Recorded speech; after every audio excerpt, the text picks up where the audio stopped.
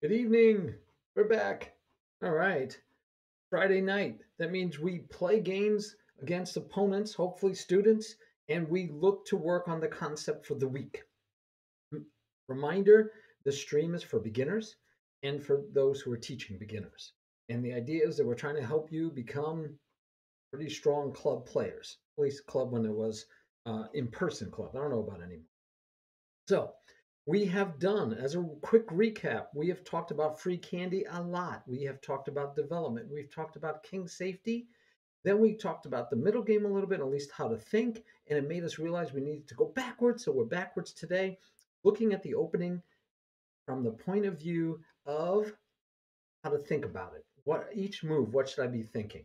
I was watching someone today at the Modern Ancient. I think I got that right. Nice guy, good stream. I like watching his stream. He's very polite, very nice to his viewers, and he plays. And he's a beginner, and he plays his beginners. They play each other, and he talks through his game. It's a nice stream. I check it out. Check it out when you want to relax and watch somebody play, and maybe even be able to guess at the best moves with the player. Check out the Modern Ancient. If I can keep that right.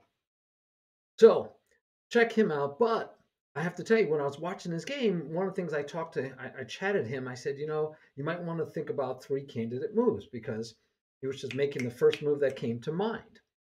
So three candidate moves is a little bit more advanced than what we're talking about right here, because three candidate moves can be done at any phase in the game, not just in the opening. So this is just a way to think. And he asked a good question. He said, "So, am I going to do these three candidate moves? Am I going to think about these three candidate moves for every move I make?" And that's really hard to do. It's hard to try to come up with three candidate moves for every move. And sometimes, like your first move, your second move, you're always playing the same opening. Like he said, he always plays e4. So why come up with three candidate moves for the first move if you're white? And he probably plays the same moves if he's black against e4 and probably the same moves against d4. So, no. But there are points in the game when you're like, what should I do here? Right? So we know we're supposed to develop. So I don't need three candidate moves for developing, but I might find one or two, right? I might say, should I do the bishop or the knight? And should I put it here or should I put it there? Should I fianchetto my bishop? Should I pin that knight? So there's opportunities even then for making choices. But primarily, we want to look at in those three candidate moves, we want to do it when we know there's kind of pressure on us, or we think there might be a good move here, or there's threats. I got to parry. Uh, don't react to the threats only, right? So if someone attacks you, doesn't mean you have to answer that threat, but you do want to analyze it and see how deadly that threat is, and see if it is something you need to respond to right away. But that all said, this list up here, this list of items, you should be able to do every move all the time, at least in the opening. So you should be able to say, why did he do that? Why did she make that move? What is their threats? What are their opportunities? Why did they do that? I should be able to ask that. I should be able to ask, am I developed in the opening? And what can I do to develop? Can I gain some tempo? Can I chase the queen around? Can I chase the king around while I develop? Is my king safe? And I have to keep an eye out for tactics. So I'm going to do, and always looking for free candy. Always looking for free candy, especially as a beginner. You're going to have many, many, many, many opportunities to get free candy. So you want to pay attention to that and grab that free candy whenever you can. All right. So that's what we're going to be looking to do all the time. And you might say, well, that's a lot of things to do, especially maybe in a 5 or 10 or 15-minute game. How am I going to go through all those? They get to be a lot faster. You'll run through them without even thinking. I usually do them subconsciously. I don't even think about why do you do that. I'm just always looking, okay, that's why. And I'm not actually going through each one of these, they just happen, right? They become second nature. The same way recognizing checkmate patterns may become second nature if you study those puzzles long enough. So you'll run through them fast. Don't worry about it. It'll go quick. You'll get it. But when we're first beginning, when we're starting out, and we don't know what to be thinking, and a lot of times we're just daydreaming while the other person's moving, and we're not really thinking about what we should do, here's what you should be thinking. You can run through these things. if you play a correspondence game or a game where you have like an hour, actually put this list down on a piece of paper and work through each one of them. And the list changes slightly for middle game, and it changes again for the end game. Now, we've been doing games Monday and Wednesday. We looked through some games, and I just kept going with these set all the way through the middle and end game. But there are differences to look at, and we're going to discuss those as we get to each phase of the game. But this was for the opening. So tonight, I'm going to take some challenges, hopefully from students or beginners or anybody that wants to challenge me. And we're going to look to see if both of us or either of us are following these things. And I'm going to try to use these rules or guidelines or examples or steps while we play to demonstrate how you can do that. All right, so that's the idea. Feel free to challenge me a game. I'm on Lichess. Tiberian is my name on Lichess, not with the 64. And challenge me to a game. Please make it casual. If you make it rated, I'll probably play it anyway. But if you make it casual, that way I can spend more time teaching and not trying to beat you. We just get competitive. It's human nature. You say something's at stake, and I get competitive. And I'd rather work on the game with you. So challenge me to a casual game. Give me an increment because I talk, and so I lose track of time, and I can get into trouble on the clock, and same thing happens, right? We play sloppy. But give me an increment, and it could be 5 and 5, 10 and 5, 7 and 5, 7 and 3. I don't care. Probably at least a 5-7 second increment would be ideal. All right, so I will hopefully get a challenge from someone. If not, I might go out and challenge somebody myself. And I see I have my students are online, so I'm hoping I see some challenges come my way. In fact, I will go out and will ask my students for challenges. I will send out a little team reminder to my students. I do teach class, and I teach mostly homeschoolers, and it's a part of our school system, and so I do it after work for me most times. And I send out messages and we play. Ah, got a challenge. All right, didn't even have to send out a message. All right, so let's change it to game review. Sorry for that fuzziness. And I'm trying, oh, you got to tell me if you like this dark background. So I changed it I tried the dark. So you notice the clock is dark. The way it normally looks, which we could switch it, see, and you could tell me if it's better dark or light.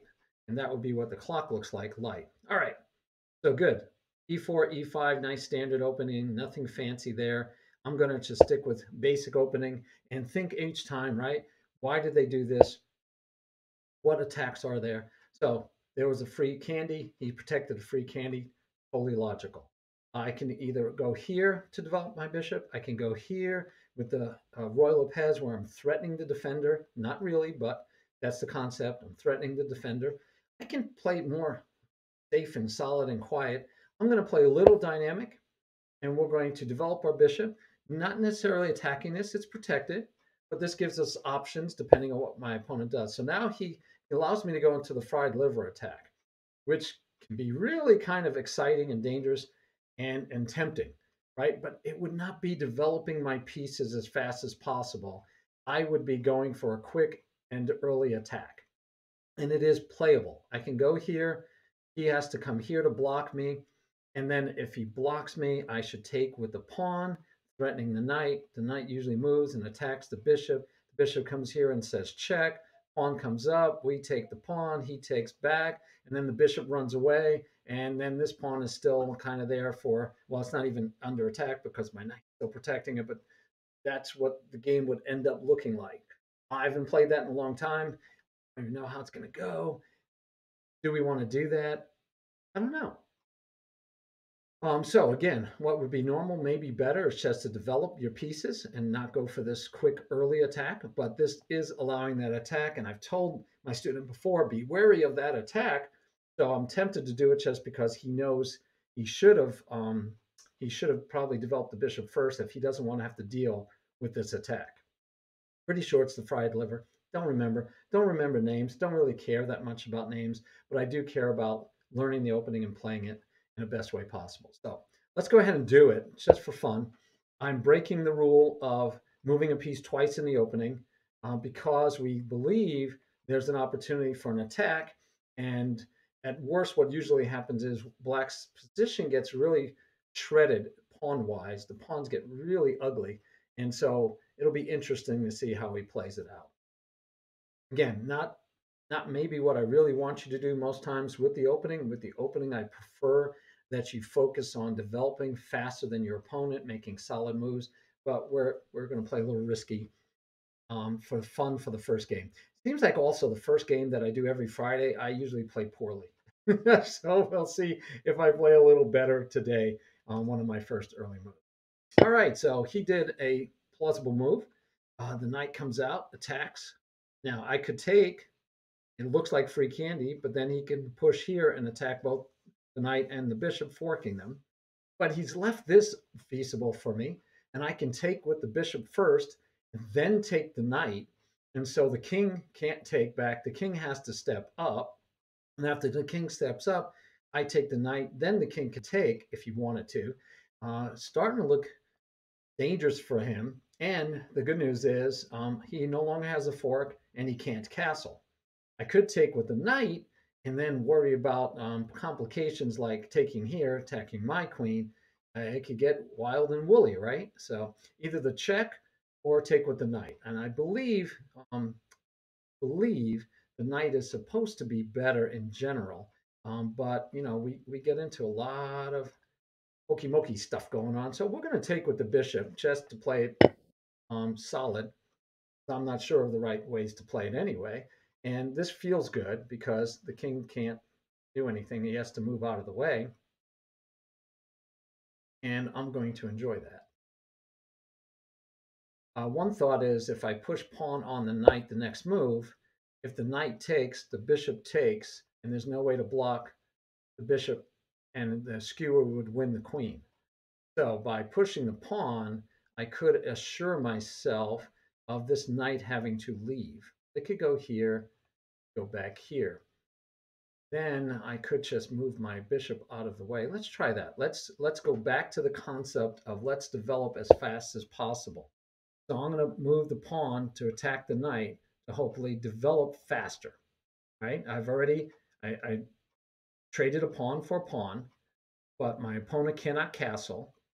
And his king is already blocking his bishop. It's blocking his queen. He's going to have trouble with king's safety because his pawn is gone. And I'm not really developed a great way because his knight should probably just come back here and threaten the bishop. But if he does, maybe I'll come here with the queen and develop the queen a little early. Oh my gosh. Okay, so this is very odd, right? This is very odd. We got a king out way out here early. So now I'm thinking I definitely don't have to develop normal, but even better, I can develop the queen with tempo, right? With a check. And his king really has only one square to go to, back to where he came from. So I'm definitely liking this move. Bishop still protects the knight. Everything is looking quite happy. And I believe the only square he has back to where he just came from. And after he goes back to where he came from, I could take the knight and we get back to the same threat. And now I have a free piece. So he knew he couldn't take here, but I thought he should have just come here to protect the bishop. So again, this is where you got to find the right move sometimes, and it's not easy. So now I could take with the knight. I like that because I'm threatening to put the bishop here again, and the knight, right, keeps by taking with the knight. I free the lane for the bishop. My queen holds the bishop, so I don't have to worry about his king taking. Now the other candidate move could have been to take with the pawn or with the queen. Those are options I could have done.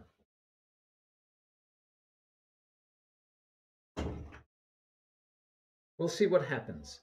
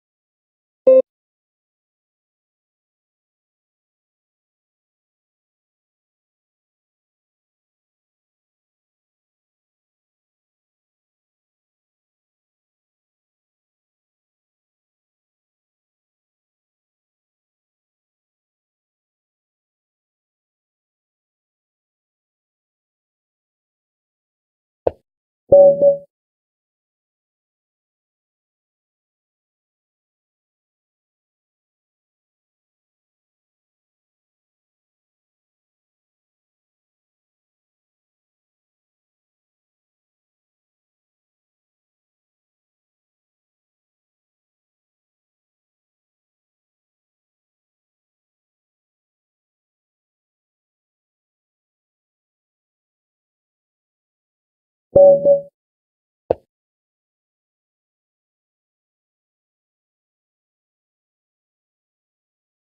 did mute myself. Sorry about that. So yeah, thank you very much. Thank you. Oh my goodness. I was expecting to be yelled at by my wife. Didn't want you guys to have to hear. And forgot to unmute. Sorry. So anyway, here we go. LLMP, you're up, and we're playing an E4 game also. And again, I'm going to try to focus on those major things that we talked about that we're looking at. All right. So Black is playing as not predicted, but as prescribed. He's moving center pawns. This is normally called the French defense, and he's doing fine. I'm going to play a little bit odd, not odd. I'm going to play kind of like him a little bit, only in the sense that I didn't want to play the normal French lines because I want him to play against something a little different than. Not that it matters, because we're just really focused on all of our developmental aspects that we're supposed to do, right? We're going to develop king safety. Why did my opponent do that? Which I didn't talk too much about during that game because we got into a quick attacking situation. So we didn't really get there. We'll try again this game. Spend more time, and maybe I should show, instead of showing the clock, I'll try to change it, and we'll show to remind me to make sure I go over these things. There were chances for free candy that first game, but mostly there were other issues. Feel free to throw some more challenges out there. I think they can stay without a problem until I get there. So you don't have to feel like you have to do anything about those challenges up front. So I could push the pawn, which happens a lot, right? But I'd be pushing the pawn. I wouldn't be developing a piece. I want to develop pieces. I want to get back to what am I supposed to do in the opening? Develop as fast as possible. It's obvious he went here. He's attacking the pawn twice. I'm protecting it twice. So no worries. Oh, nice. Develops another pawn. When he has the pawn out here, it's nice to have the two pawns by side. But this is not a developing move. Now, it's still where I agree the pawn belongs here. In general, when you play a d4 or d5 opening, the c pawn wants to be next to it. So I like the duo, but technically, based on what we're just trying to work on, it's not where we want to spend our time. We want to spend our time on developing our pieces. There we go, piece developed. I did a slower development for my bishop. I went with the fianchetto because I already blocked my bishop in with this pawn. So I'm ending up with an actual known setup. It's a King's Indian attack setup, and my opponent is playing a French setup. So that's fine. There's nothing wrong here. We're going to break open the game a little faster than normal, probably, just because. Why did my opponent do that? But why am I going to break it open sooner? Just so we could demonstrate the techniques that we're talking about. So develop the piece, and probably more importantly, right, prepping for castling, because don't see many things to attack out here. So why did the bishop go there? Probably chess to castle. And he had a choice to put it here also. But then there might be a fork, but there's not really a fork because there would have been two pieces attacking and only one piece defending. So he could have put his bishop here if he wanted to, and then see what he could get going. I'm going to castle. By the way, if I, as I was telling the ancient modern or the modern ancient, if I'm looking for three candidate moves here, one would be to push this pawn to keep this square under control, but I want to develop faster. I want to get this bishop developed. Got to figure out how I'm going to get him. Am I going to move this knight first?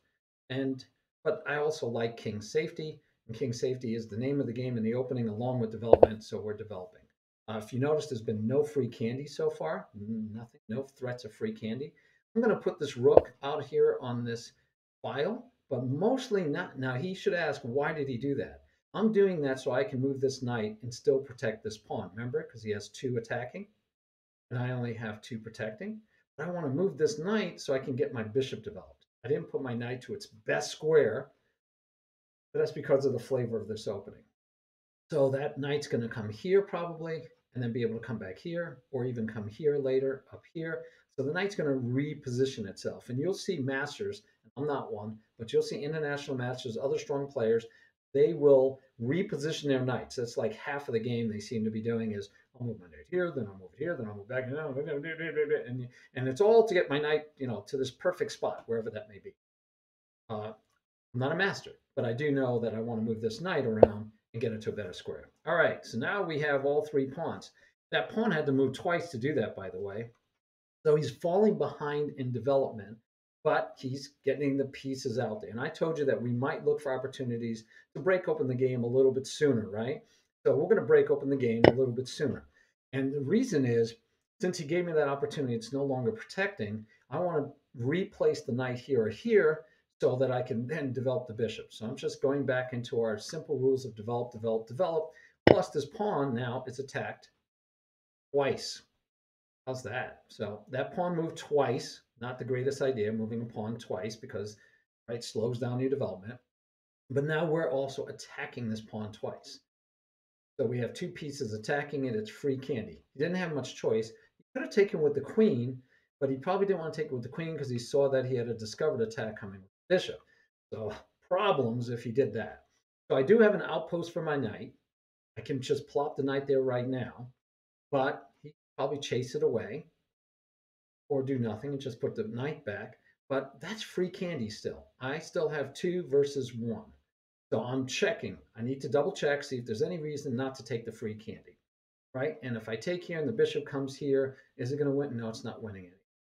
So I'm going to go ahead and take, because we take free candy when it's offered. That's one of the rules. It's not a developing move. I moved the knight twice, but I got a free piece of candy for it, so it's worth it. Then I just have to make sure I don't just leave it here because I don't, want to bring it backwards. Knights do go backwards. Knights are allowed to go backwards, so we do that. All right, so there's our free pawn, and we traded a knight. Now, once we got the free pawn, it's kind of not a great idea for for black to then trade the knights, because I'm up not a lot of material, 1 pawn, but still, when you're up material, what do? You trade pieces, not pawns, pieces. And what do you do when you're up? When you're behind, you want to not trade pieces. All right. So developing move, protects the knight, which was under attack twice and only protected once. And the bishop is not under attack anymore. That I don't know that ever was. So I can take that knight, but then he can take back with the bishop, and then I have to decide: is that really what I want? Um, it would be trading pieces, so that'd be a good thing in general, but not crazy about that way of doing it. So I could put my knight here, which is the best square for the knight. Just put it in the best square. I could put it here. He can get chased around and allow black to expand a little bit. So not so crazy about that. So better would be no. So I'm gonna have to check. No, I didn't. I'm streaming, honey. I didn't do anything in here. Um, I don't remember. So here, I told you I was going to get yelled at. I'm getting yelled at. That's the best part about streaming live, I will have to say. All right. If I put my knight here, I'm kind of inviting a pin. And since the bishop is no longer attacking the knight, that is a viable, real pin to worry about. So I got to think about it. I got to think about it. How do I want to proceed? I could bring the queen out, and that would threaten to take with the rook and win a piece, because he would take, I could take, he could take, I could take. We'd be back to threatening to win a piece. So do we want to do that? So multiple choices. Knight can go here, knight can go here. Talk about candidate moves. Now I'm spending all my time thinking about how to best deal with this. Again, I could, maybe simplest is just to bring the knight out. If he pins, which he could, there's still no real attack on any other pieces, and I could just put the question to the bishop. Let's just do that. Let's move the knight so our bishop can be freed at the right time.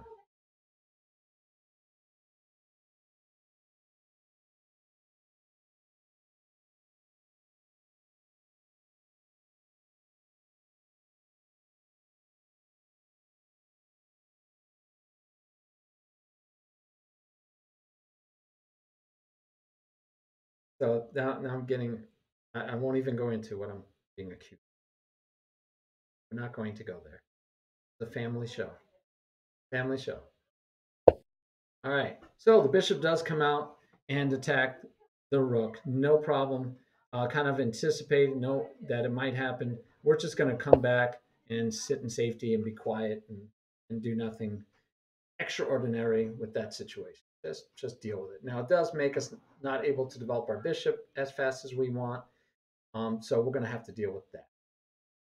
But I'm happy my knight got to take up a good square, and now we get the pin that we talked about. We're going to chase the bishop right away. We already discussed it, but why did he do it? So he moved the bishop again, trying to pin the knight. He's going to have a hard time getting a second piece on the knight, which is the concept. To get two pieces, to get more pieces on the pin piece than there were there before. We could definitely go here because this sacrifice doesn't really work for him too well, but I'm not overly excited about doing that yet. I like that my pawn is still holding here. I do want to stop this bishop from hitting this pawn. So again, I'm all about, I want to develop this bishop. So I have choices. I can chase the knight, or I can go one square. By going one square, I block the bishop, plus I keep the knight out of this square, plus later maybe I can push this pawn, and if I want to, I can put my queen here, so it's no longer pinned by this bishop also. I mean, I got a lot of reasons to push that pawn one square, and here he comes. He comes aggressively, which is fine. Nothing wrong with that. Now if I push, this bishop comes back here, hits my pawn here. I got to decide what I want to do about that. I still have to decide where I want the bishop. The bishop just can go here and attack that pawn. If you were to trade bishop for knight for bishop, I'm not so sure I'd mind. Not a horrible thing for me right now, especially when my piece is not developed and his is and wouldn't be after. I'm not crazy about putting the queen here because of that move there for the moment. Then I probably can drop him in there. So thoughts, decisions. I really like this X-ray attack all the way through to the rook, though. I do like that. I will admit, I do like that. So now I'm tempted to play around a bit. Let's start by pushing on the bishop and see if we can get this X-ray to do something for us in the near future. So I got to get my knight out of the way, and the simple way would be to attack his bishop, right? That'd be nice. Let's see if we can't get an attack immediately on his bishop. That bishop doesn't have any good squares to go to. So we will threaten the bishop. Now, yes, my king side is decimated, but remember, I'm almost fully developed.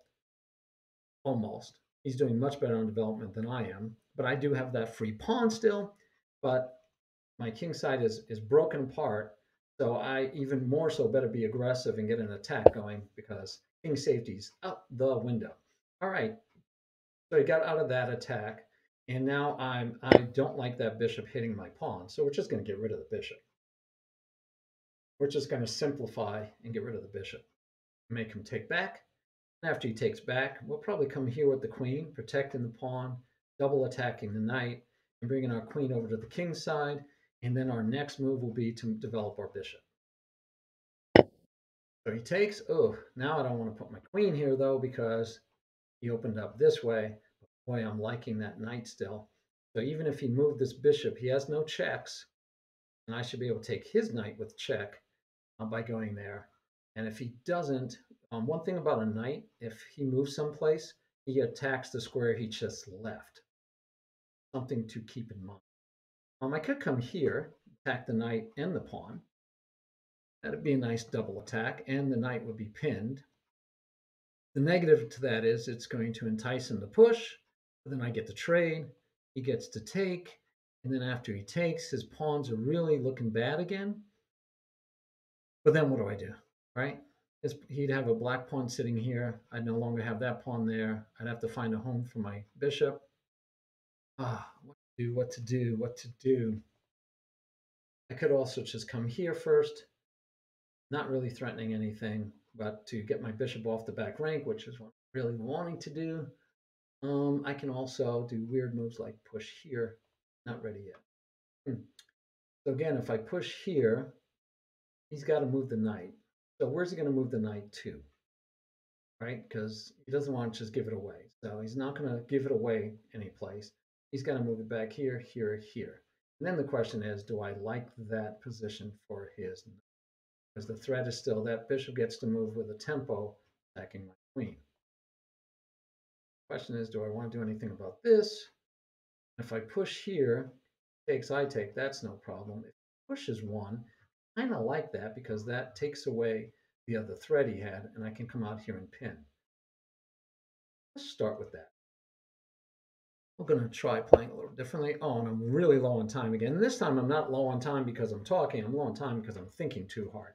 So let's get back to playing a little bit faster and just using our rules. We took free candy when we had it. I didn't have a chance to play Chase the King, but I'm looking for opportunities. He took away from the center, which is generally bad, but it freed up his bishop. Oh, look at that. Now he's got two attackers on my pawn. Very good for him. I can go here first, but then we just have troubles. I can protect, kind of like just protecting. His knight really doesn't have any place great to go. I'm thinking we're just, oh, I don't want to protect the queen. What am I thinking? If I protect with the queen, he just takes and he ends up with advantages. So we're going to protect with the rook, really what I want to do, but it also allows me to push this pawn now. Rook is no longer hidden behind. So we'll take that. We'll take what we can get. This pawn is still free candy, so something to think about. See, I like that attack by him though. I like that aggressiveness, and he is playing on my weak dark squares. So good. Good play by my opponent, which always makes me feel good because they're my students, so you want them to play well. All right, so I could take back with the queen or with the rook. I'm thinking about taking back with the queen because that might give me some opportunities along the other diagonals. Still want that knight, of course. If I take with the rook, lift the rook a little bit, it can come across and maybe cause problems around here. Rook or queen? This pawn is undefended if I use the queen. So let's go with the rook. He has no white bishop to threaten me with, so we'll go with the rook. That still threatens this as a free candy.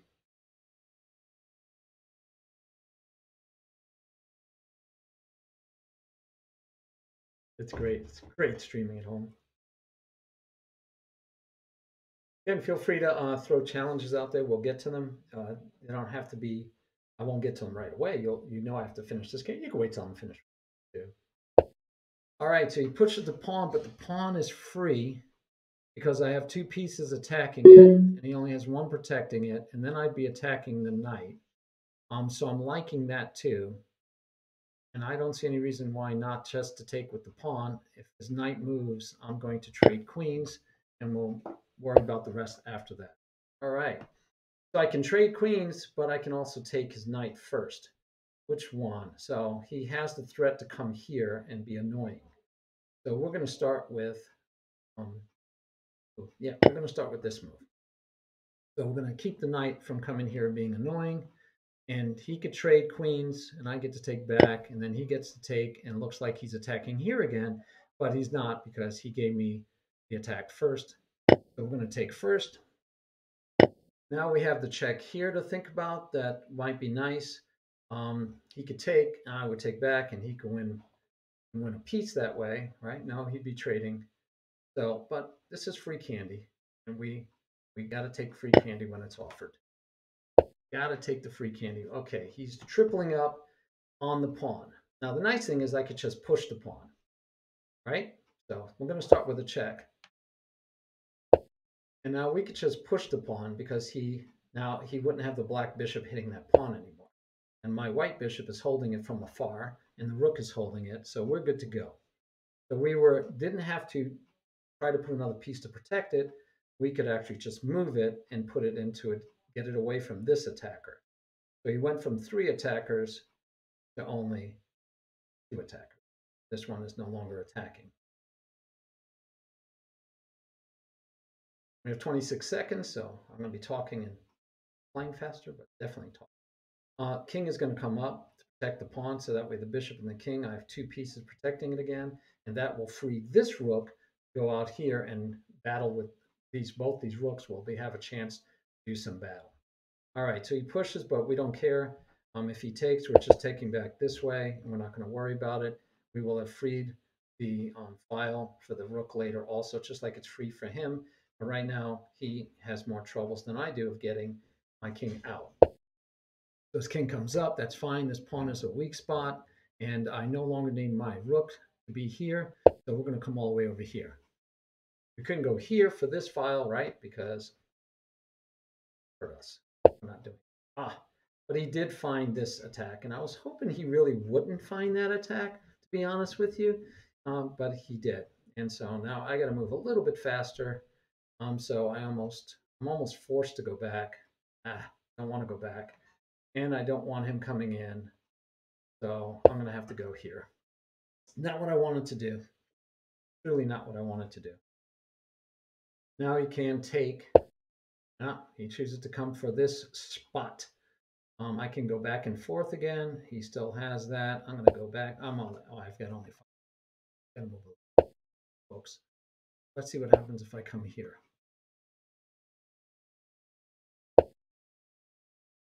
See what happens if we go away.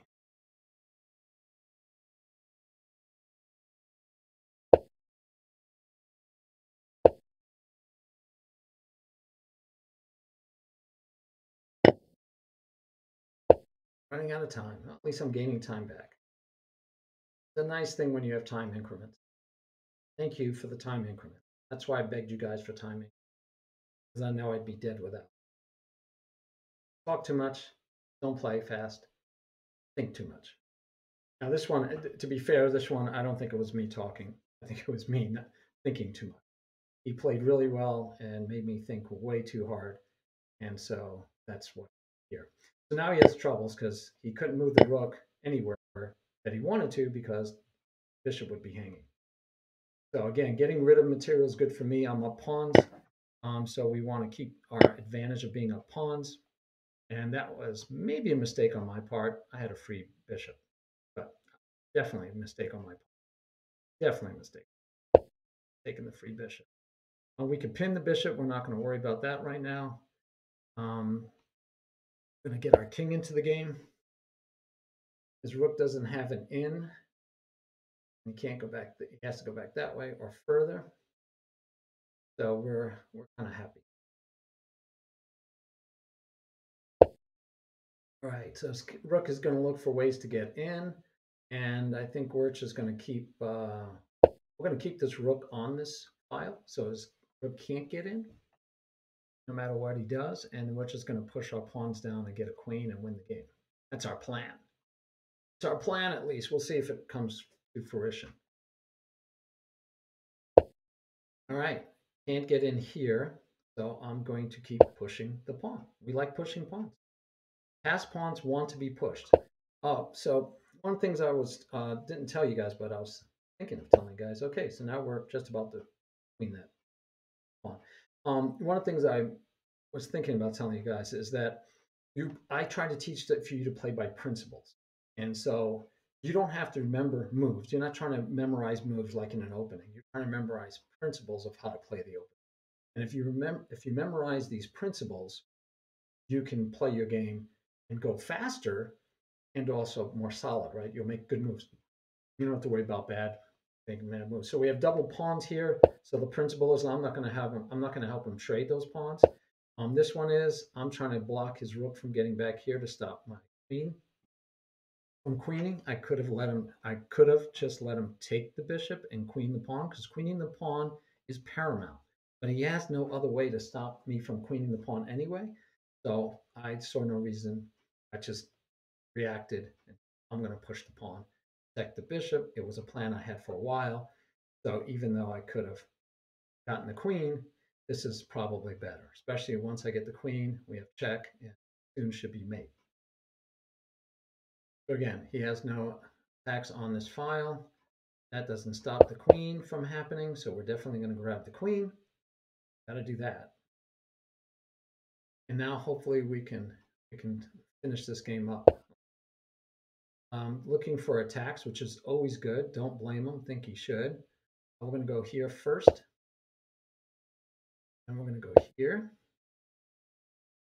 I think, let's see, why am I doing that? We'll pull him out.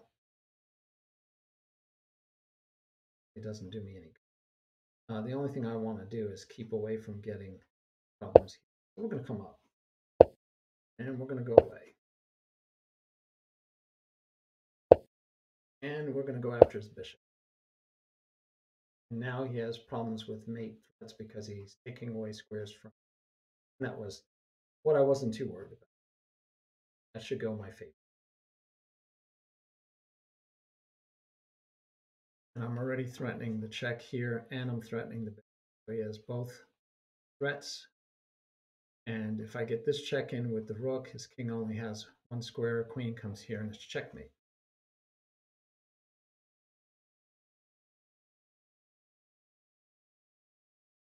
So we have a checkmate threat that way. Even have a checkmate threat that way. Bishop could come here and slow me down.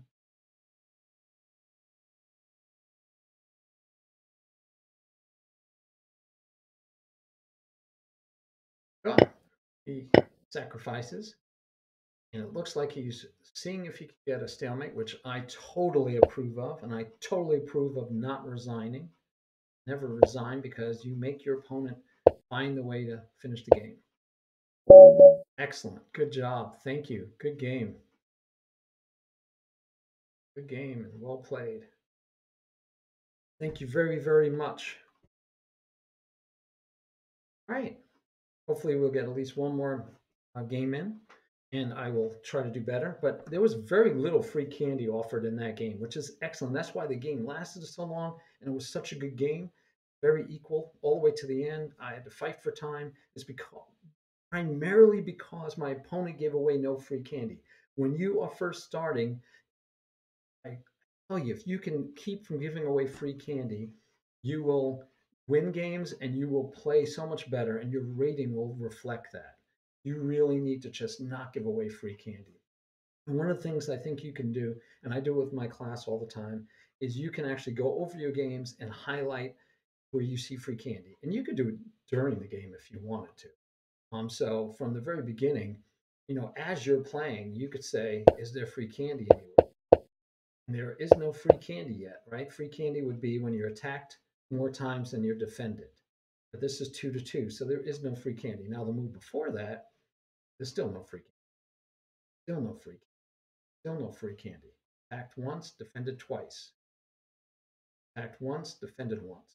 So no free candy anywhere, right? And this is what I told you. This is why he did really well and the game was solid, because there was no free candy offered. Now we get to the mistake the first time, and it's one piece of free candy, one pawn, and that lasted for a long time throughout the game, where it caused the problem that there's free candy here because that uncovered an attack, right? See, that uncovered the rook and gave us two attackers. So again, if my opponent said, why did he move the rook here?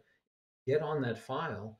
And by pushing this pawn, it did nothing to deter being on that file. In fact, it made it like a genius move that I put the rook on that file. It's not a genius. It made it look like a genius move. So if he took, when he took here, he could have taken with the queen to protect the pawn. And then it's protected twice. But still may not feel like the best place, right? We can attack it again, the knight, and he could protect it again. But that pawn is starting to become the focal point of an attack. And so the real mistake probably was taking back with the knight. And so now that free candy is given. Okay. And then, again, don't know we're making the best moves here, but you're up free candy. You're allowed to, I'm making non-optimal moves. I'm not fully developed. So my opponent should be looking for attacks and ways to punish me for not being fully developed. And I trade off another piece because I'm ahead. And he starts looking for ways to punish me. He only has the queen to get off the back rank, and he's got good places to go. So he's looking for ways to punish me, which is excellent. Don't know that he should have taken that pawn, but again, right? He let me keep this pawn to come here for a possible attack, but we can fizzle out that attack pretty quick. Now I got two pawns. I have three passed pawns, although two of them are doubled. But these three passed pawns are worth, first of all, they are exactly worth a piece. Three pawns equals a piece. So at this moment, I'm up 3 pawns, which means I'm up a piece. All right. So besides being up the piece, I'm also up 3 pawns, which because all one of them has to do is get down here, as happened in the game. And you have a queen, and the queen is worth, of course, a lot more. So good game though, excellent. Thank you very much, LL and P, for playing. Now I was hoping the Modern Ancient was going to play. I know he was online for a while, but I haven't seen him yet, and we're running out of time. I do see him though, so maybe he will still get around the challenge. All right, I do have time, so if anyone wants to challenge, just Lichess, challenge Tiberian, and love to play.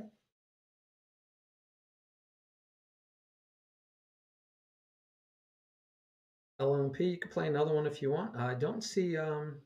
Hi, Chris 3. I know I've seen you on the Modern Ancients stream. Welcome, welcome, Steel Pulse. And if I can read the name right, Olet's TV. Welcome. So, any of you on Lichess? Oh, here we do have another challenge, a little faster time frame. Feel free to challenge me on Lichess, lichess.org, free website, not just like chess.com. It is one of the two big ones, I guess. Chess.com definitely says it's the biggest one, so maybe it is. All right, 7+3, so I'm going to have to play a little faster, pay a little bit more attention. Maybe we'll get another French defense. Oh, no French defense. I was looking forward to a French defense. We'll just play. I was going to play it as a normal French defense this time for my opponent. Okay, so we're just going to again do normal basic development. Nothing fancy. Castling is probably our next move unless my opponent does this, and then I could do this move because that was so much fun last time. We won't do that. I can tell you right now, LLMP, you want to move that? We won't. Okay, good. He didn't allow it anyway. It doesn't work now because the queen would just take it off. Now the knight comes out, which is fine. I'm going to go ahead and protect the pawn so that I can play my bishop. He castles. I want to get this move in earlier than later. Yeah, you know what? Let's go for that early, not instead of later. We're going to get a very symmetrical looking position, but nice development all the way through. Both going to be fully developed pretty quick. I believe this is my anticipation prediction. Solid play.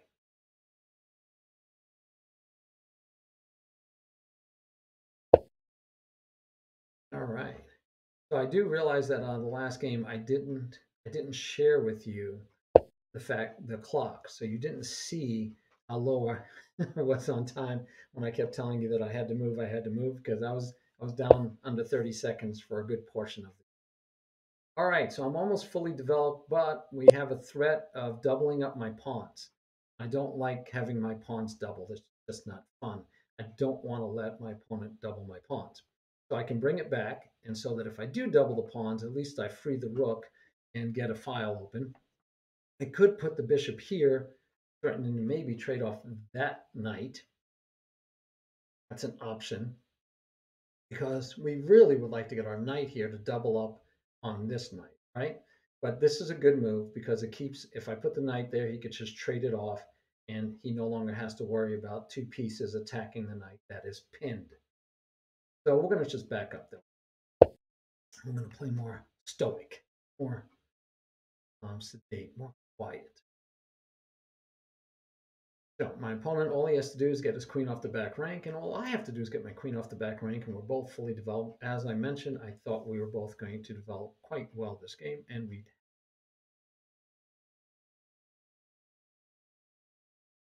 did. All right, so interesting. He comes in first, kind of like saying, now I can put my bishop there.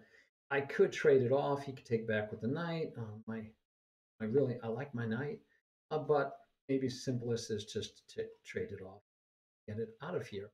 I could also take this way, and if he takes back with the knight, could be a mistake because then I get to use the bishop. So let's do that and see how he takes back, because he should take back with the pawn. If he takes back with the pawn, then we might take here because now we've doubled his pawns, double our pressure, double our fun. Plus, I don't have to worry about him pinning my knight. So that threat is gone, and I can move my queen, but I did really want to put the queen here. So yes, he used the pawn. I really want to put my queen here so that if he ever pushed this pawn, I was going to sacrifice, which I even want to do more now that his pawn is gone and he's weakened that position a little bit. But we're going to take this way and see how he takes back. We're trading off a lot of pieces, which good or bad, it is what it is, right? There's situations where you don't want to trade your pieces. So that pawn is weak. If I come here with the knight, he could take, I can come back, I get to take his pawn, and we get to trade off those center pawns. But I'm not crazy about doing that so fast right now. And I definitely do want to get my queen aligned with my bishop, so we're going there. But I will be happy to get rid of his bishop post haste. Just got to decide if I want to move my rook first. I move the rook first, and I come here. Then if he can't take, and then I'm threatening to trade off his bishop. Options.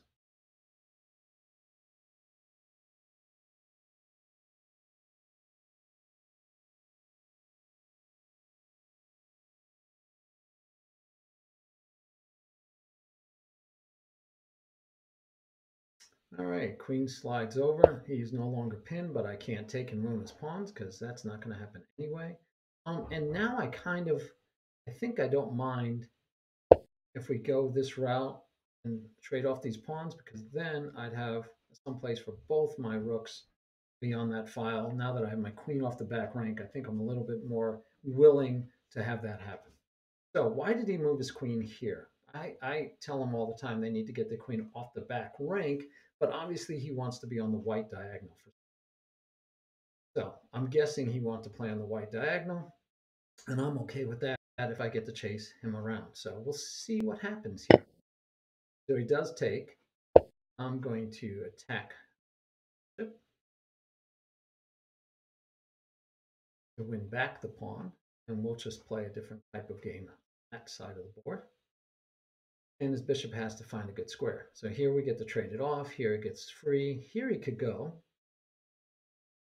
And when we take that pawn, we're threatening. So now I could just take it back. And I want to take it because I didn't want to take this pawn and then have his bishop slide in here and trap my rook. Right? You see that? His bishop was here. If I had taken, he could have come here and trapped my rook.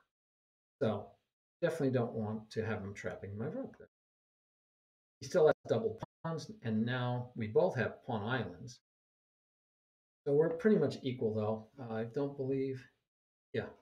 Did he sack? No, no, we're equal on number of pawns, too. So the game is still very equal.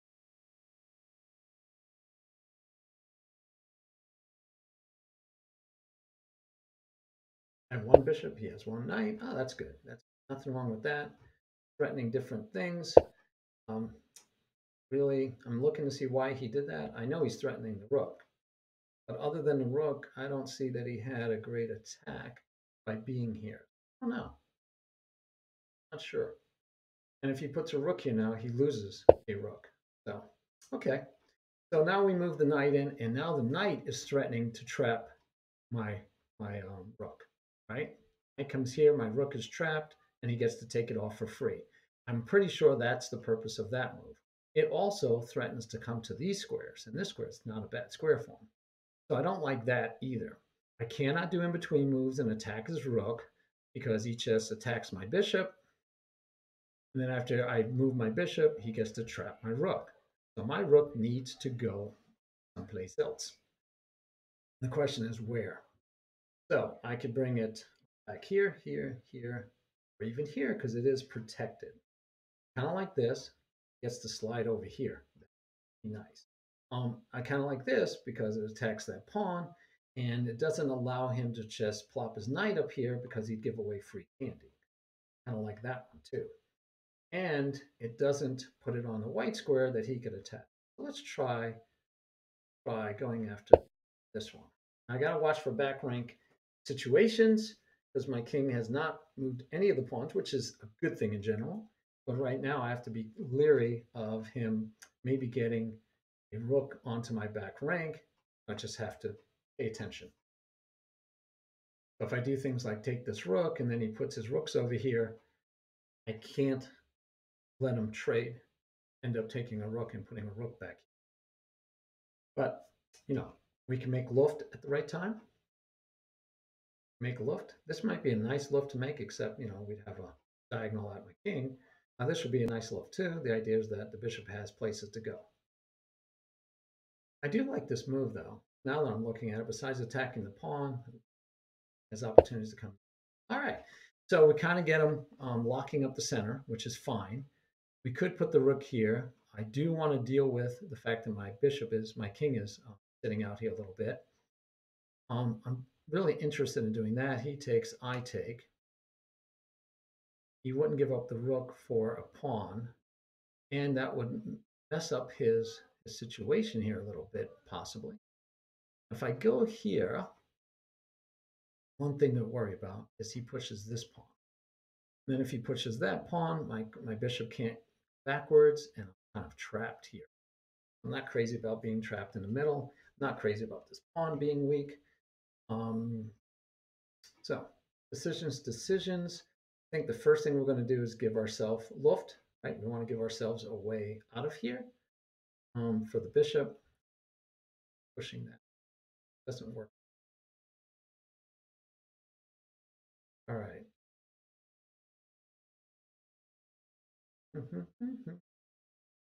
All right, I'm not going to be able to take that pawn anytime soon, so this pawn can move. The question is, do I want to move one? No, I wanted to move it two, but I'm thinking if I move it one, it gives me opportunities later. Let's move it one, giving our king a luft, place to go, blocking this rook's potential attack in the future. My bishop still has more alleys to travel on, so I like that. Don't want to put our pawns on dark squares, that's for sure.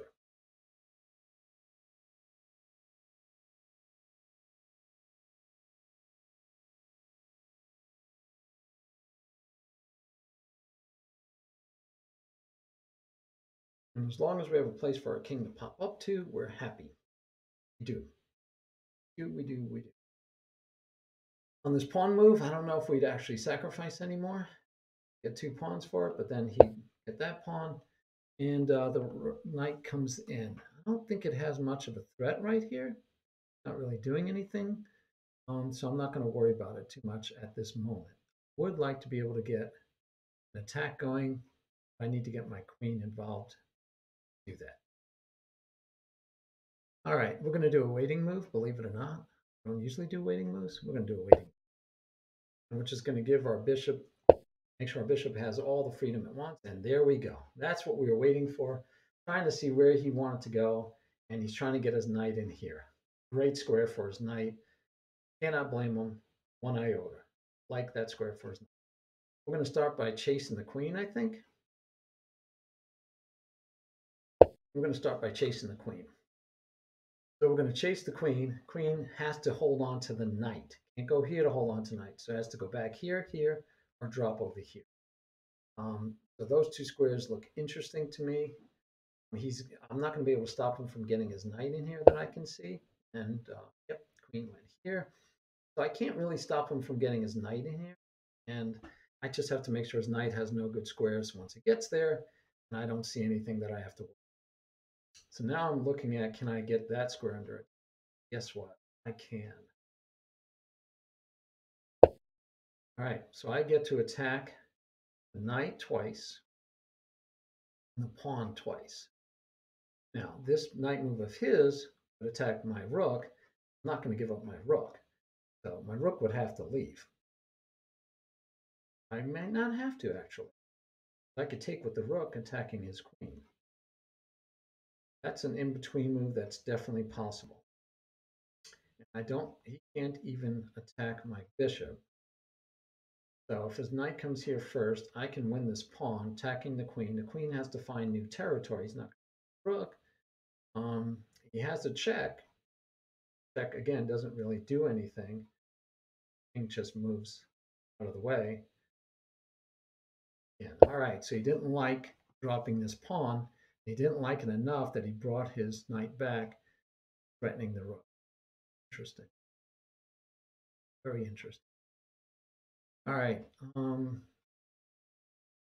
So we're like, okay, we'll just keep. I'm not going to give up the rook for the knight. Talked him out of planting his knight in his knight square because he didn't want to give up the pawn. He found a way to protect both of the options that were being attacked. So that's a good job by him. And we're over here playing on the queen side. Very interesting game. Very well played game by my opponent. We're going to be here for a long time. Could come after here with the queen. No, he sacrifices. What is he doing? So you got to take a look. You got to say, my gut is I got to take back. He could take here, but he wouldn't be threatening the bishop, so the bishop isn't going to be coming off. So if I take, he takes here. My up here to protect. My king comes up here to protect the pawn.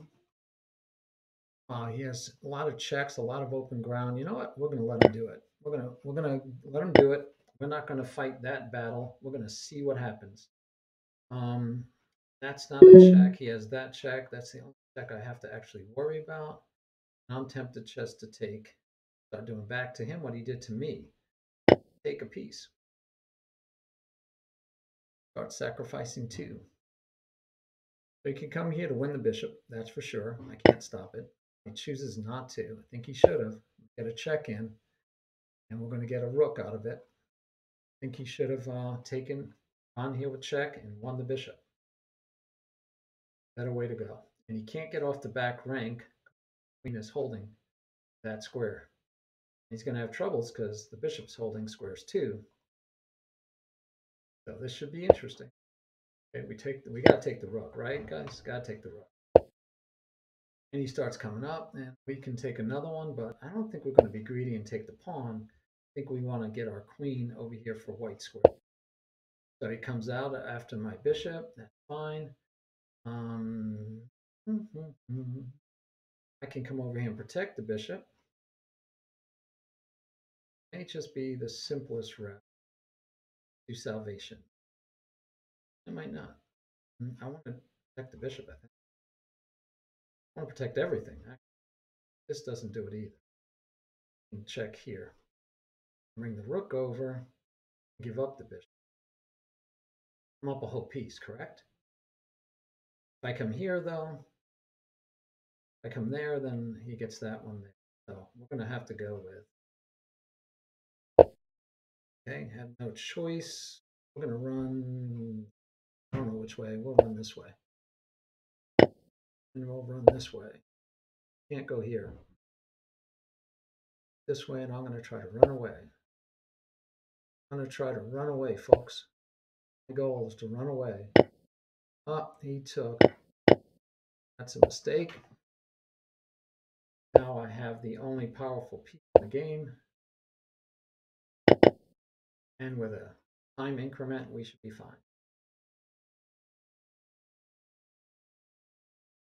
Probably need my king to be over here. This is his only threat. King is kind of stymied to get over here. That's a good move too. Just try to keep simplifying. Get rid of pawns. I don't know why I'm getting rid of pawns. I'm up material. I'm supposed to say keep pawns. Keep pawns when you're up material. Trade pieces. Okay, he didn't do what I thought he should do. That's okay. Now my king can hold most everything by itself. I need to set this up because I want to win a pawn real quick. I'm going to slide the rook over. Get rid of these pawns. We're going to get rid of those pawns first. He's low on time. I'll get rid of these pawns. I'm going to rook back to this side. Here.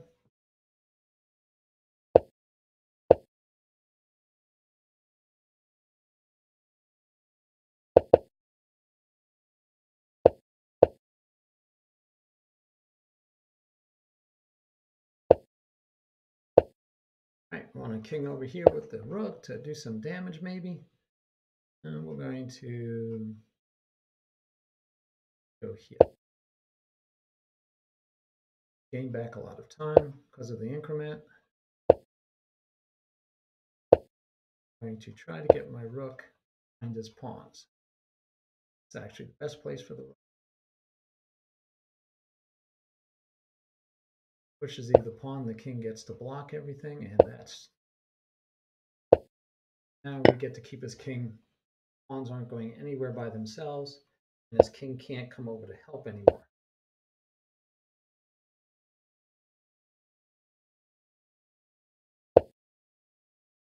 That king can't come over to help. Now that king holds the pawns. I can't ever take that because he would run down. But good game. Very good game. Very good game.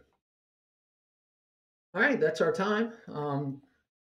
Modern Ancient One didn't make it. I don't know if he maybe didn't know how to challenge. I don't think he's normally on Lichess. He just created a new account to come and play. So maybe didn't get a chance to play. Hopefully we'll get to play some games together. I'm hoping to do a lesson with him, do a dual stream, and finding out how to squad stream or dual stream or co-stream. Not easy.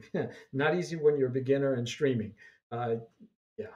So hopefully we'll get there. But I'm sorry I didn't do as well as I wanted to of pointing out these things all the way through, but I think we saw some examples of that developing was important. Have to develop, keep your tempo, keep moving fast.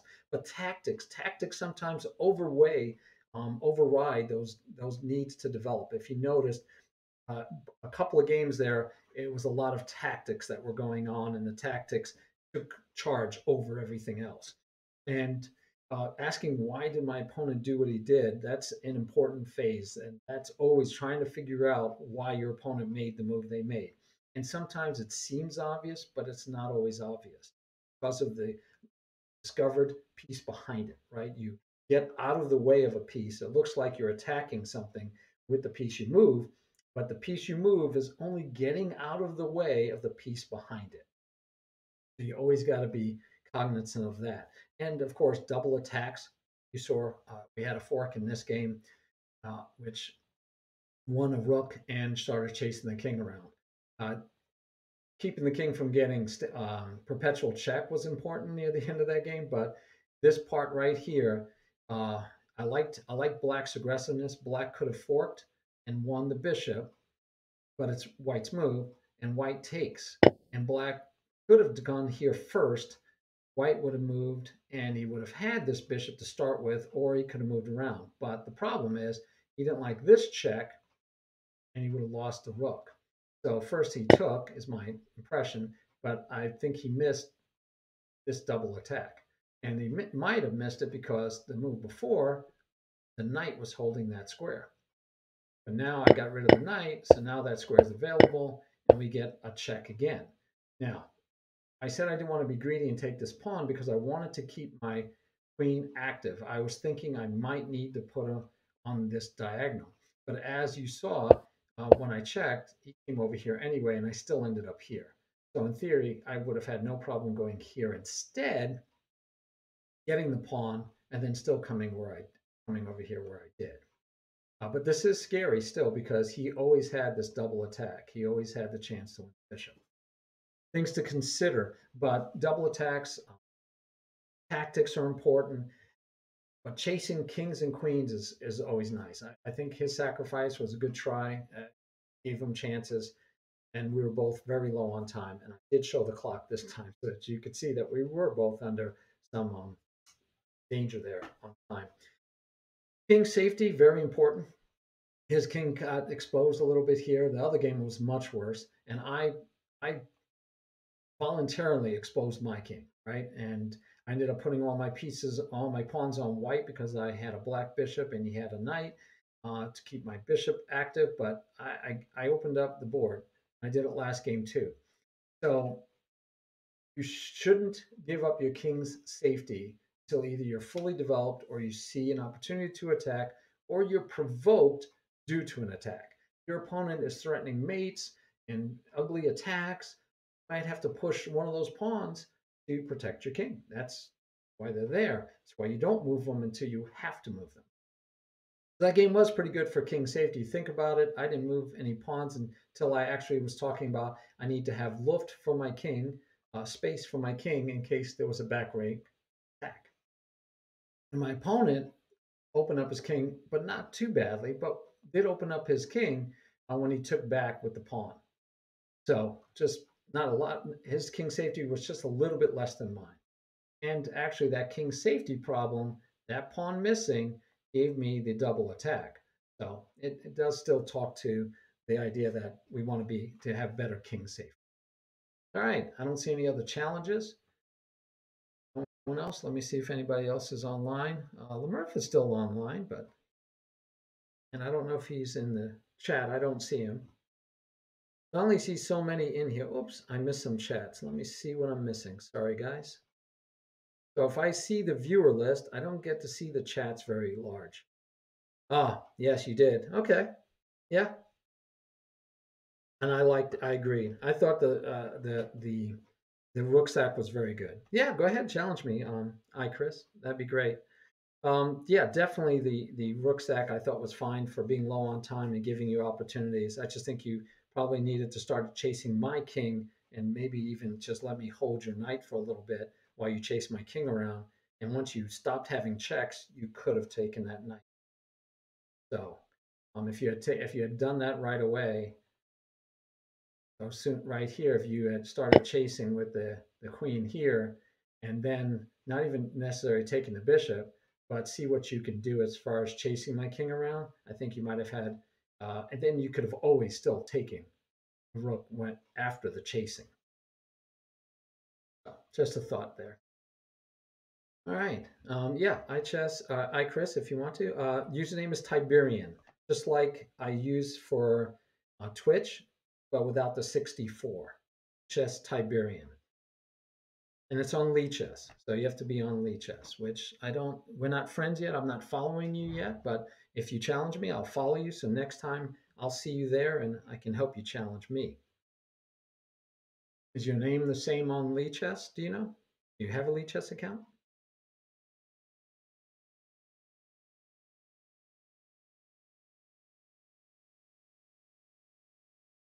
Chris X3, right?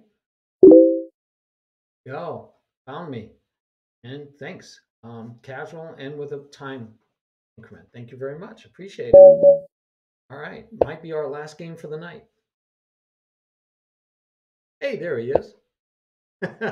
Yes, I just accepted a challenge from one of your followers, one of your viewers that I met today on your stream. Hi, Chris. You probably remember him. So I'm playing the same thing, Chris, that I've played pretty much every game so far.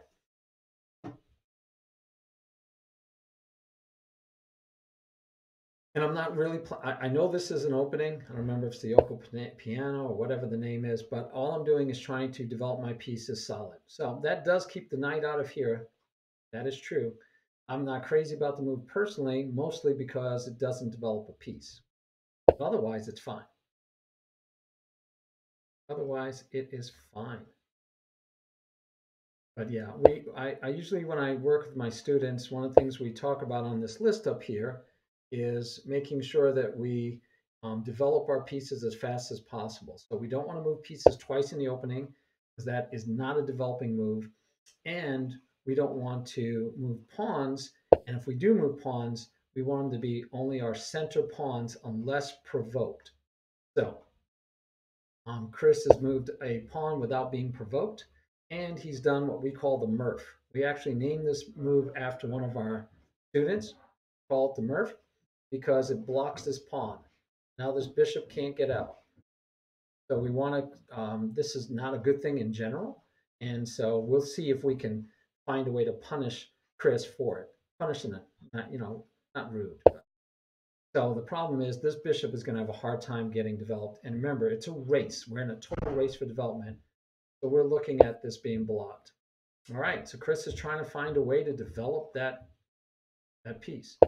So now I am fully developed. My rooks are talking to each other. My queen is off the back rank, which is required. I'm castled, and I have all my pieces developed. Chris still has to get his queen developed, but otherwise he's fully developed. And we're just going to launch an attack. I don't even know if it's a good one. We're going to launch an attack because the queen isn't developed. The bishop is blocking in the center pawn. So the bishop isn't well developed. We call this a tall pawn. It's a tall pawn because it's doing what a pawn should be doing, and the bishop is doing it instead. So we're going to sack our bishop, hopefully for 2 pawns.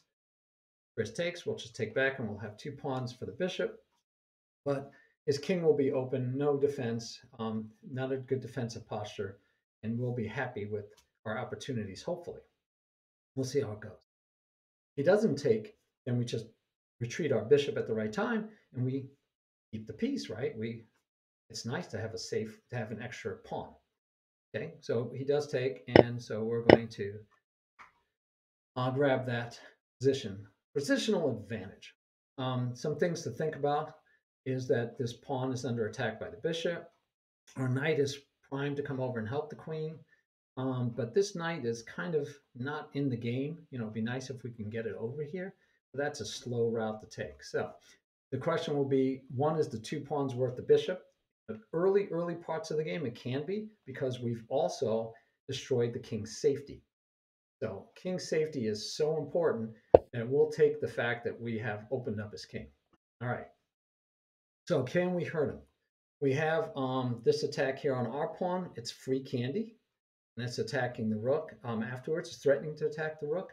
But we're in attack mode, right? I mean, we're looking for ways to checkmate. So knight comes here, starts to threaten mate. What we have to do is get that knight to move, and we might be able to get that knight to move, but I have to look it over. Also, we have a check here, but that doesn't do us anything. He just moves here, and we don't have a follow-up move. Another one we have is knight here, and then the knight can pop over here, and then we're threatening checkmate here, and then he's going to have even more trouble of stopping the checkmate. So I'm really liking that, thinking that's probably the best route. The other one is, remember, we could go here, but if I come here to try to take off the knight, he's going to trade off enough pieces and things just won't happen for me. But the knight here is interesting because then it can come here, and we get to that threatened mate, and he has a hard time stopping that. So I'm thinking we're going to go that route. I am thinking we're going to go that route. I'm going to come here, reposition to come here. So again, I'm pretty sure why my opponent went here, attack the pawn, free the bishop, but this is well protected. Can't push the pawn in the center to block my bishop because his bishop's in the way, making believe it's a pawn, and then the knight is attacking here. But that's a rook, which I'm willing to sacrifice that rook. Oh, chatting, sorry. Oh, putting kids to bed is the greatest reason to miss silly thing like a chess stream. Come on.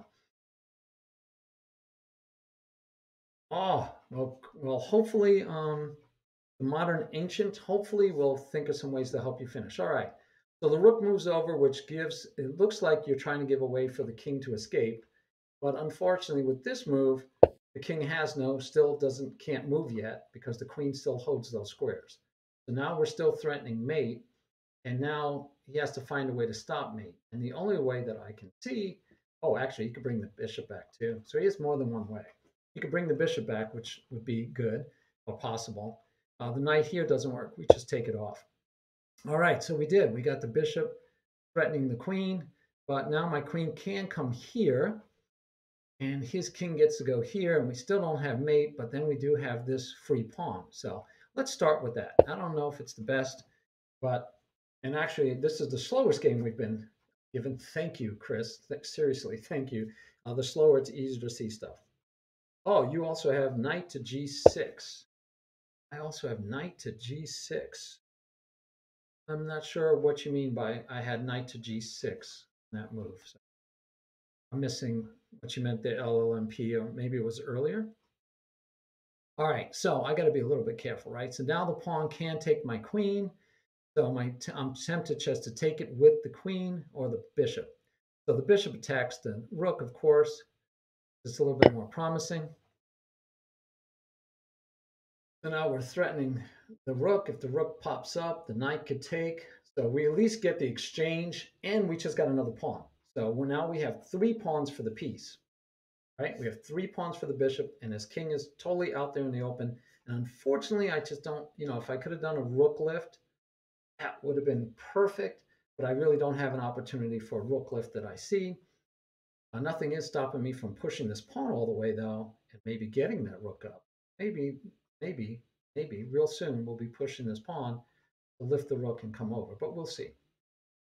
With this bishop here and the knight, look, the knight and the bishop are holding squares. So if I could put my queen on this file, we could be threatening devastating stuff, but I can't. Okay, so he goes after the rook.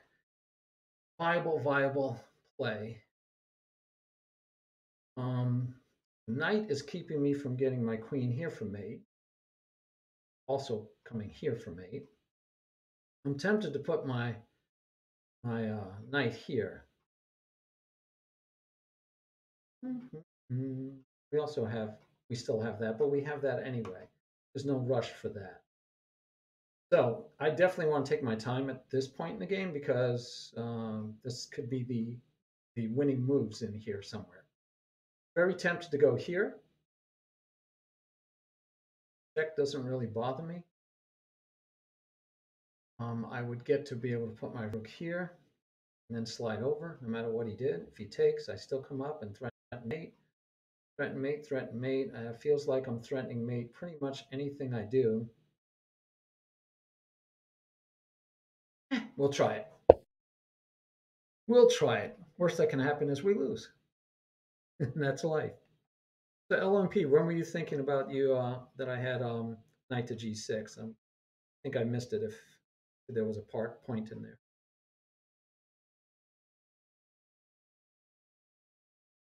Oh, when I was here, I had knight to g6. Okay.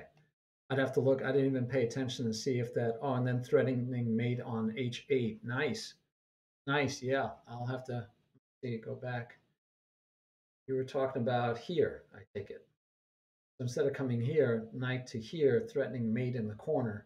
Yeah, that might even be more unstoppable. I guess he could put his knight here. Yeah, he could put his knight there. Well, he'd still lose a rook for a knight. But I guess that would be the only defense is to put his knight here. That'd be interesting. Yep, I didn't even think about putting the knight here, even though I know the pawn was pit. I was only thinking about the other option. Oh, it's my turn. Let's see. So he does take the rook, and so we're okay. We're sacrificed a rook this time, free candy, but we gave it away on purpose. That knight is out of the picture. So let's take a look at development in a sense.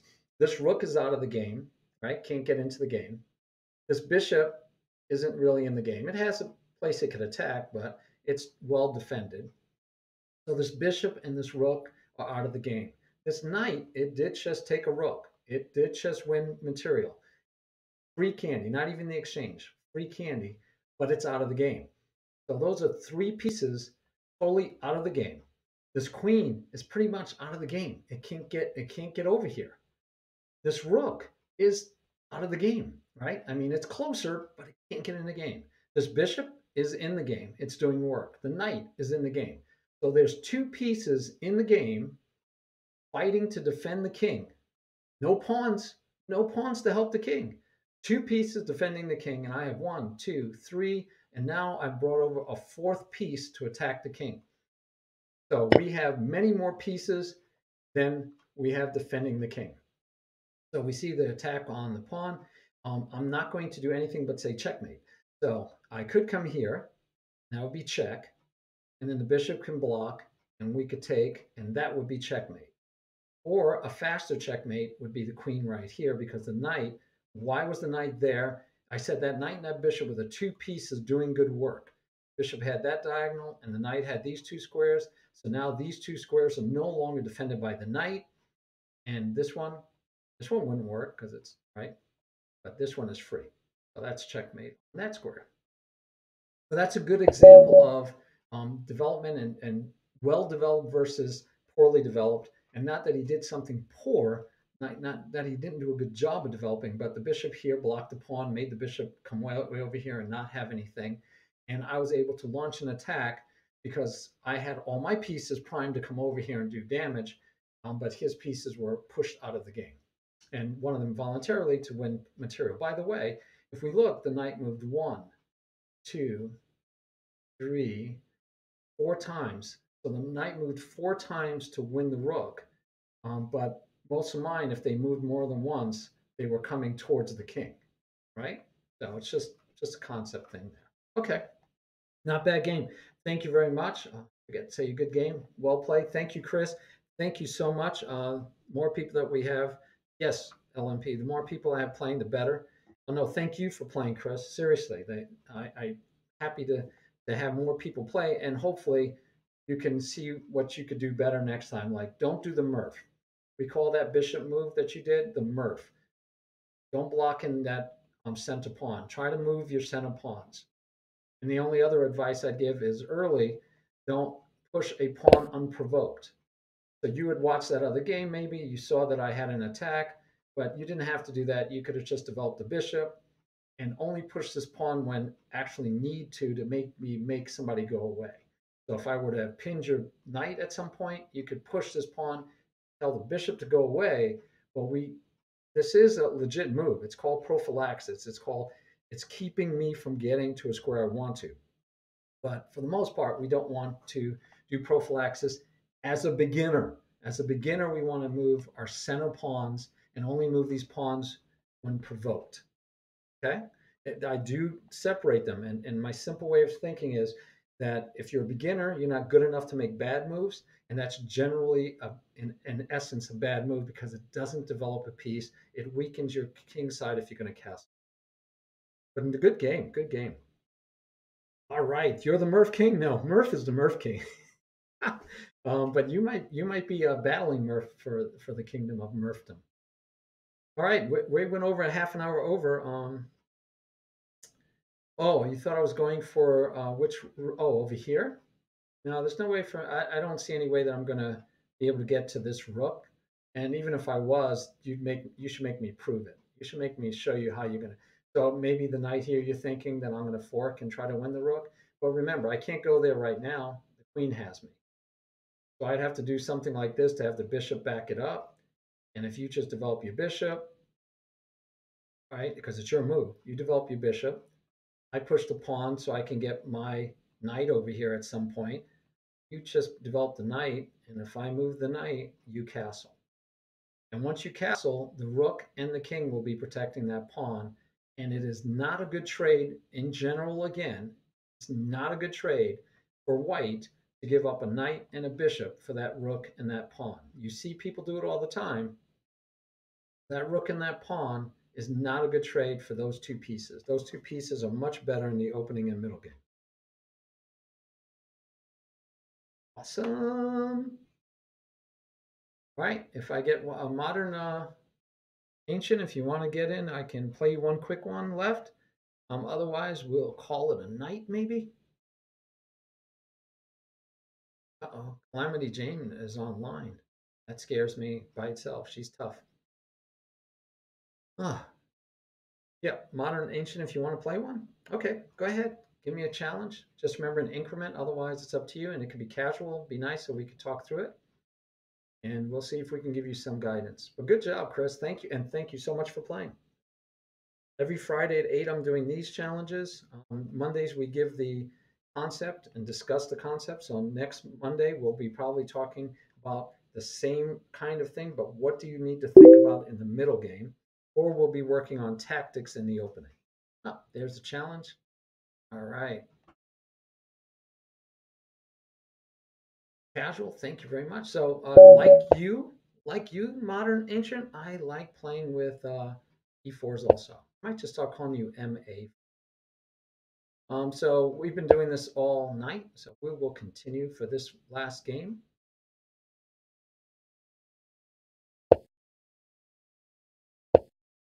Again, really good. Protects, right? Tax protects, no free candy. Life is good.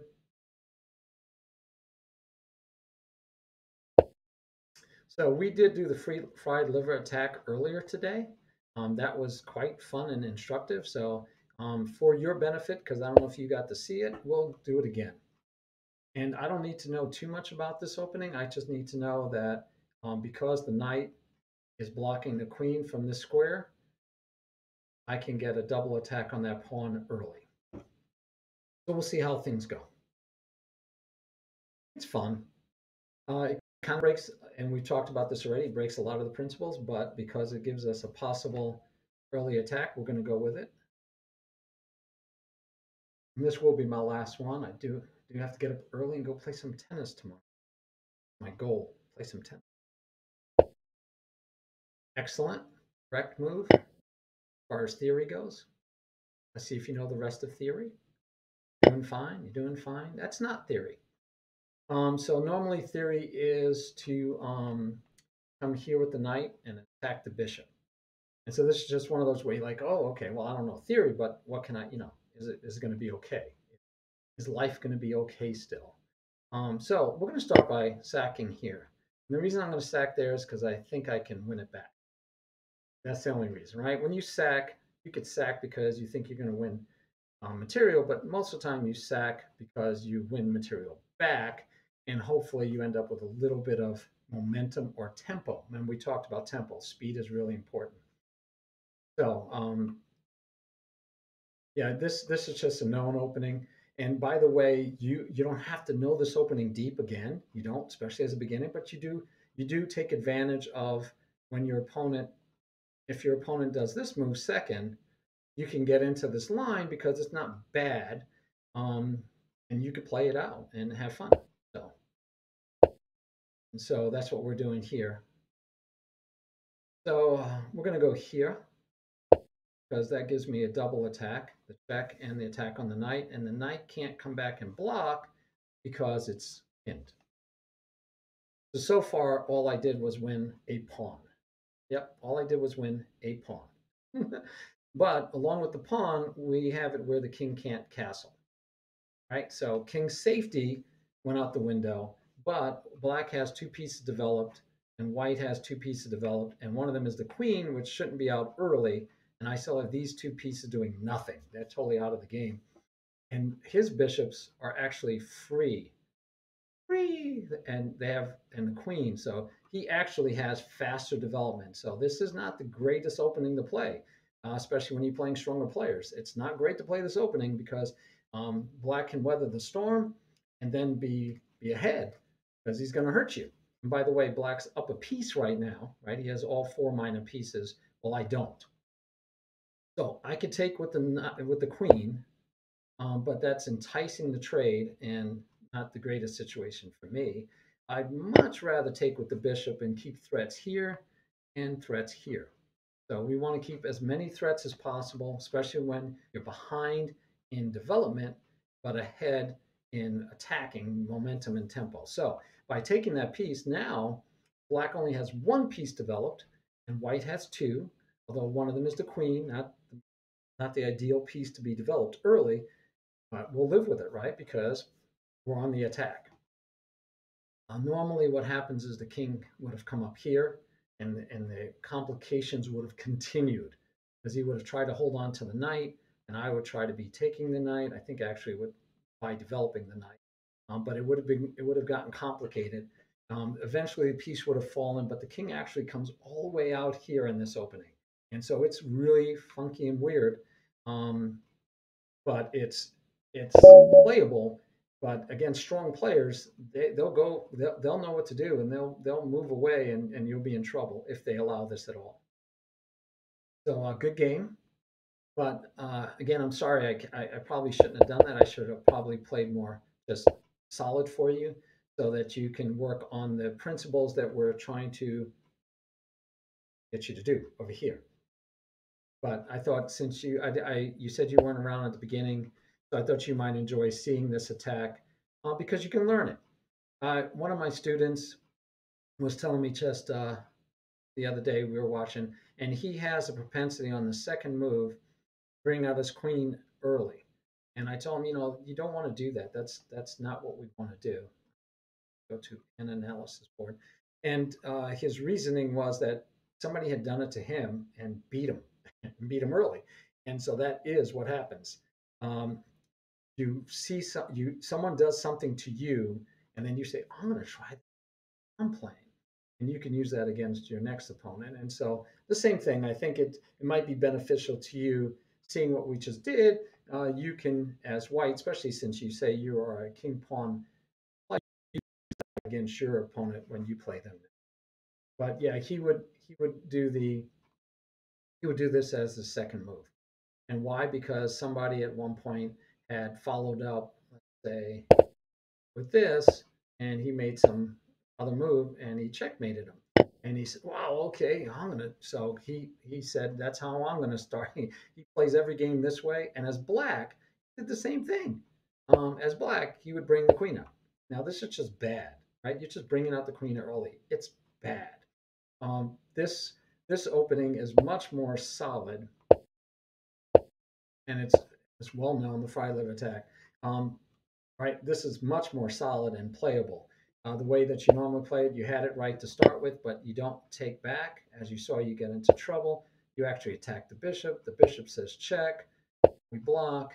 We take, and we have to move away because the knight's holding the pawn. So then we move away, and I don't even know good theory. I don't know if it's here. I don't know if it's here, because that's the extent of my knowledge. And there you have it. So but again, if they don't do it, right? If they don't do it, as you saw, if you take back with the knight, then you get to take here, threatening the queen and the rook. Naturally take, you come here. They actually should come up here and try to hold on longer to just make it harder and take you longer. But a lot of them, they might back up here, which is checkmate. This is going to get checkmated.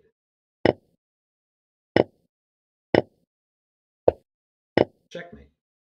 So that's one way they could go. And then the other one is they go the other way, like you did here or back. And now, so they're undeveloped. And this is nice because it gives me a threat here, and we're threatening checkmate still. So you can't take the time to do things like this because of mate. And as you saw, if you come here, it's still mate. And so you have to do things like maybe block with your queen, right? Block the mate with your queen, which gives us the check here. And we just grab another pawn, and possibly, if they make this mistake, you getting a rook too. Well, it looks like you're getting a rook any way you want to slice it. So yeah, it has some fun. It's something you can try. Yeah, well, it was the rage when I was young. That's all people talked about was the Friday. Oh, did you? Oh, and these kids would learn it, and they would learn they would learn the variation. They would learn this variation, and they would know like the next 10 moves, like the next 10 or 20 moves, and they took all their time memorizing this. And if nothing else, that convinced me that memorizing moves is not the way to learn to play chess, especially when you're a beginner. You don't want to learn memorizing moves. You want to learn principles, right? You want to learn principles, but you will have opportunities early in games where you can do this move or a different move. And I try to teach my students, you do knights and bishops. Knights before bishops, so good, knight first. And it's a general rule, knight first. And then you notice I did a knight and a bishop. So if you did a knight and a bishop, you would have been fine. And your bishop doesn't have to go there. It could go here. We just don't want to do the Murph, guys. Don't put it here. But your bishop can go here, here, or here. That's fine.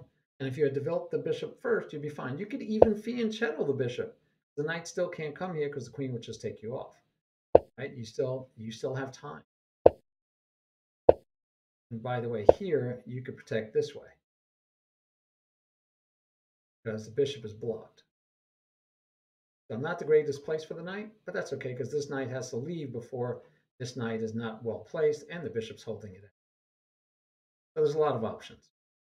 All right, that's enough for tonight, I think. Oh, thank you. I'm glad it's awesome. I'm glad you guys. I hope you all had a good time. Thank you for coming out. Thank you for all viewing. I think we may have topped the highest number of viewers I've had at one lesson tonight. And so thank you for showing up and thank you for being here. Fridays at 8 and Mondays at 8, we introduce the concepts. And then Wednesdays, it's an odd time. I do it at 11 so people can catch me at lunchtime. All those are Eastern Standard Times. Thanks for reminding me of that, Modern Ancient. So we'll see how it goes. And thank you for showing up. This will be put out on YouTube. So if you, and it's on, it stays on Twitch for like 14 days. Have a good day. We'll see you later. Good night. Good night. Be well, be safe. We'll see you guys next time. Thank you very much. Oh, okay, good. Take care. Yep. YouTube, it should be, if you look on Twitch, it should show you that I have a YouTube channel. And I don't remember the exact name of it, but I'll find it for you real quick. Well, I don't know how quick. My computer's not going quick because we're in the middle of streaming. So it likes being slow. I'll grab it for you and put it in the chat, so at least you have it. But it should be in the description of my Twitch channel somewhere. I know it asked me for it, so. Any other questions before? Oh, you got me? All right. Did you put it out there? I gotta find it. I know there's somewhere. Here we go. My channel.